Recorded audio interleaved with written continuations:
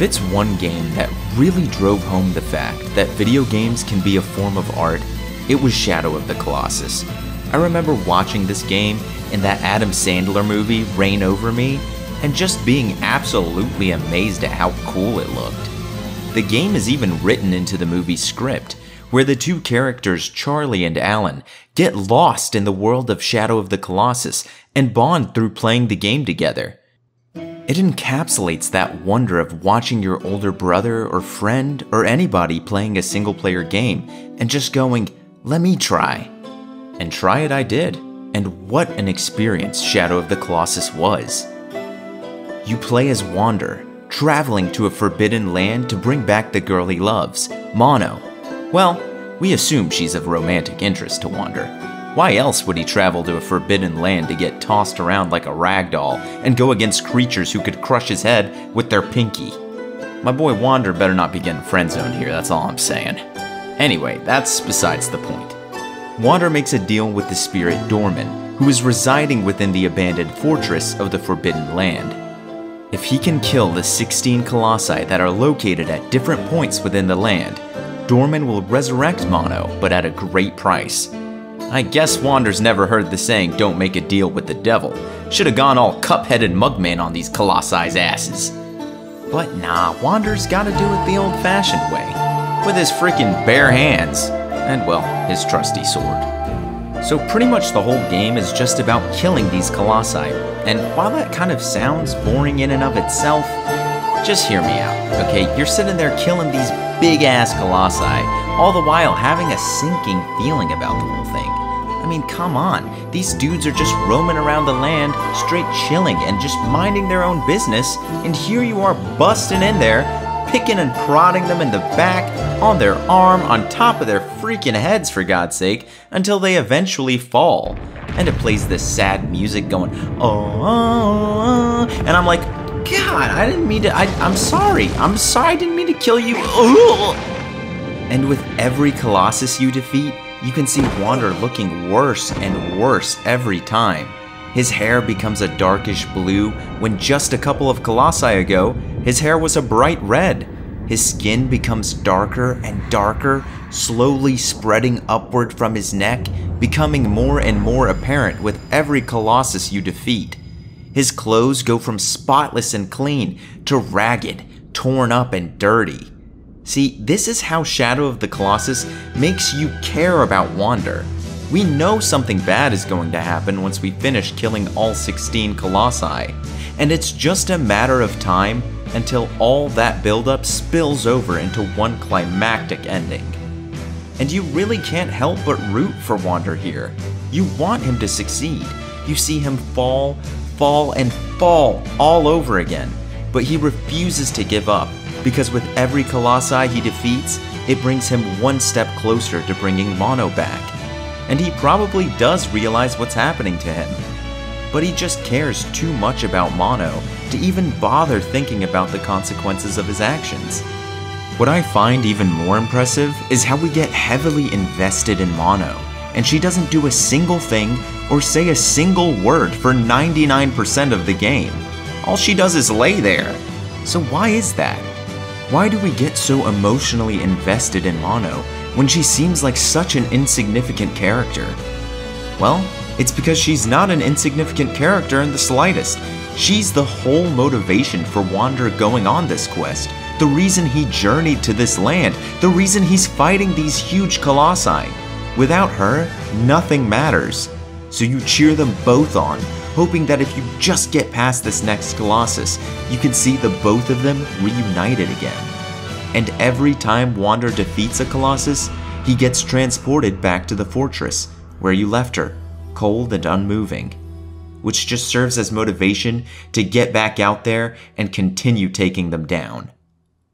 After defeating the first Colossus though, you can hear her voice. It's very faint, but it's there.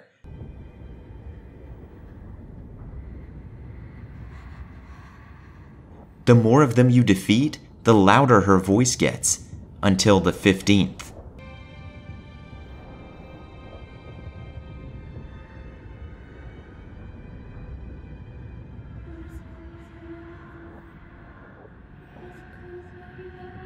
Of course, the language is made up, so we have no idea of actually knowing what she's saying. Some theories like to think that Mono is trying to get Wander to stop killing the Colossi. Who can say, as a lot of things in this game are left up for the player to interpret. Maybe it's best that way. It's just crazy to me that a game that's only a few hours long that has virtually no cutscenes could get me that emotionally invested in its characters and the world they were surrounded in. And how Shadow of the Colossus does so is truly brilliant. The game gets you invested through its gameplay, seeing Wander transition from human to demon, seeing him fight so hard for that special someone, rather than just telling us all this through some generic exposition dump. Talk about getting emotionally invested. I mean, the ending of this game, I know I already said it before, but jeez, man, that really hit me hard when I was younger. And that's when you know a game had a conclusive, solid ending, when you still think about it years down the line. I'm not going to elaborate more than that though, because I do want this to be mostly free of spoilers, just in case some of you people watching haven't played it. Moving on though, let's talk about the meat of the game, the actual encounters with the Colossi you'll be coming face to face with. Each Colossus feels like this huge challenge that you have to overcome. If you're gonna get Mono back, you're gonna have to work for it, okay? A lot of people complain about the clunky controls, the way he fumbles around on the ground, and the clumsy way Wander swings his sword and this and that, but I would argue that this was all intentional, to make you feel like David versus the Goliath, to really drive home that feeling of, you're nothing to me. And that's not all either. Every single Colossus requires you to think outside of the box. How exactly am I, a little guy with 2 legs, supposed to climb that? The game constantly has you asking this question, and you have to use multiple tools at your disposal to succeed in getting on top of some of these Colossi. Your bow, what's around you, even your horse at times. The music really helps carry the game as well. You'll be stuck rubbing your head, trying to figure out what am I supposed to do to bring this big beluga down? You'll try a bunch of things, Dorman will try to tell you what to do, you tell him, shut up, I'm gonna figure it out. And when you do, it hits you with the opened way.